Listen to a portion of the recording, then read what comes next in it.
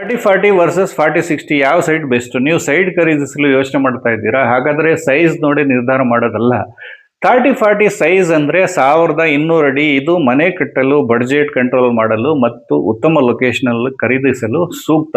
ಆದ್ರೆ 40-60 ಅಂದ್ರೆ 2400 ಅಡಿ, ಅಂದ್ರೆ ಡಬಲ್ ಸೈಟು, ದೊಡ್ಡ ಮನೆ, ಹೆಚ್ಚು ಪಾರ್ಕಿಂಗ್, ಹೆಚ್ಚು ಗಾರ್ಡನ್, ಫ್ಯೂಚರ್ ಡೆವಲಪ್ಮೆಂಟ್, ಫ್ಲೆಕ್ಸಿಬಿಲಿಟಿ ಸಿಗುತ್ತೆ. ಆದ್ರೆ ಇಲ್ಲಿ ಒಂದು ಮುಖ್ಯ ಪಾಯಿಂಟ್ ಏನಂದ್ರೆ 40-60 ದೊಡ್ಡದಾಗಿ ಅದು ಯಾವಾಗಲೂ ಉತ್ತಮ ಇನ್ವೆಸ್ಟ್ಮೆಂಟ್ ಅಂತ ಅರ್ಥ ಅಲ್ಲ. ಇದು budget, location, road width, development, resale demand, future requirement ಅನ್ನು ನೋಡಿ ನಿರ್ಧಾರ ಮಾಡಬೇಕು.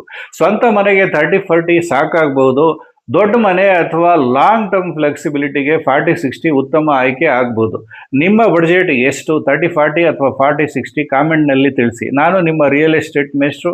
ಪ್ರಾಪರ್ಟಿ ಖರೀದಿಸುವ ಮೊದಲು ಮಾಹಿತಿಯನ್ನು ತಿಳಿದುಕೊಳ್ಳಿ ಮತ್ತು ಫಾಲೋ ಮಾಡಿ. ಹೆಸರುಘಟ್ಟ ಮತ್ತು ಬೆಂಗಳೂರಿನ ಯಾವುದೇ ಭಾಗದಲ್ಲಿ ಪ್ರಾಪರ್ಟಿ ಖರೀದಿಸಲು ಅಥವಾ ಮಾರಲು ಸಂಪರ್ಕಿಸಿ. ಧನ್ಯವಾದಗಳು. ಜೈ ಹಿಂದ್, ಜೈ ಕರ್ನಾಟಕ.